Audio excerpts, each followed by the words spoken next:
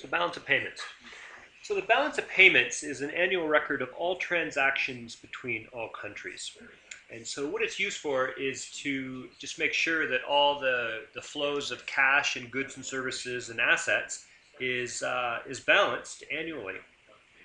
So let's look at Canada's balance of payments. So what we're looking at here is, again, Canada's balance of payments for 2008. Now, first off, there's three accounts in the balance of payments. There's a current account, and so this looks at merchandise and service trade between countries. And then the capital financial account, this looks at capital inflows and outflows between countries. And then the official settlements account is the official international reserve. So each country has basically like a big account with foreign currencies. Now, the best way to think about these three accounts is think of the capital account as countries going shopping. So they're going to buy some stuff and they're going to sell a bunch of stuff. And so they could sell more than they buy, or they could buy more than they sell. Now, think of the capital account then as how do they finance that shopping? So let's say a country purchases more than they sell, and they're going to have to finance that somehow. So think of the capital account as this is how you'd finance it. Is then if you sold or if you purchase more than you sold, then you have to borrow that money from some country to finance that. And then, or the other alternative is think of the official settlements account as like the savings account. So you could either finance your spending through capital, or you could dip into your savings account or your international reserves and pay that. So now let's look at Canada. So we're looking at 2008. So if we look at, they break the current account down into a few subcategories. So the first thing they want to look at is merchandise. So you can see these two accounts deal with merchandise. So exports are what Canada sold to other countries, and so that's a positive number. And then you subtract what you imported, and then what this gives us is the balance of trade. So this is balance of trade on our merchandise or our goods. Now the second component we look at is trade and services. So you can see that Canada exported services worth 68 billion, imported services of 90 billion. So then if you add all of these up, the exports and the services, it gives you the balance on goods and services.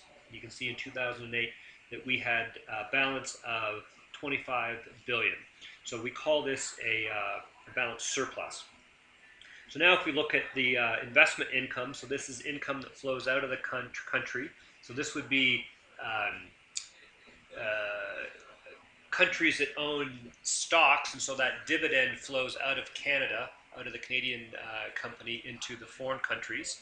Or sometimes Canadians will own stocks in foreign countries, and so that would be a dividend income. And so you can see here, though, that it was a negative number, and so this was like a net outflow. And then transfers is basically transfers between the central banks. And so at the end of the day, if we look at the current account balance for Canada in 2008, it was positive, or a surplus, of $10 billion. So in other words, we sold more than what we bought. So we've got some extra money here of $10 billion. So now we can look at the capital and financial accounts. So capital inflow, so this is foreign purchases of Canadian assets. So there is $89 billion came in. And then capital outflow, this is what Canadian purchased of capital abroad. So we sent out 102 billion. And now this statistical discrepancy it's just a number that's calculated because exchange rates are fluctuating constantly, and so when they draw the line and take a snapshot, there's going to be some rounding errors, and so that's what this statistical discrepancy is. So at the end of the day, we had a capital account balance of negative 8 billion. So that means that, think of it this way, we loan more money out to the rest of the world than what we brought in. Now, the key about the balance of payments is that they have to equal. So the current account plus the capital account plus the official settlements account has to equal zero. So in this place, we've got 10 billion in the capital account. We've got 8 billion, and so by default, we need to have a negative number in our official reserves so that our balance of payments equals zero.